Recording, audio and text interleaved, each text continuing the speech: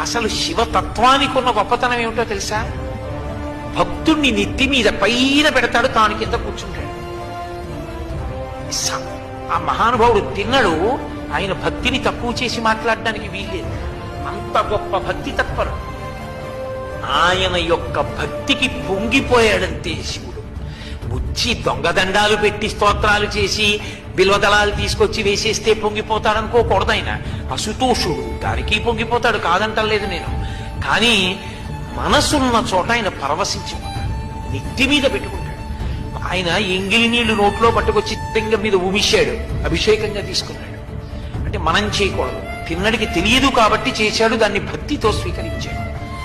కాలి చెప్పుతో శివలింగాన్ని తుడిచాడు, కూర్చగా అంగీకరించాడు.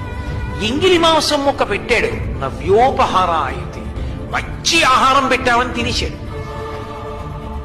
ఇంత పరవశ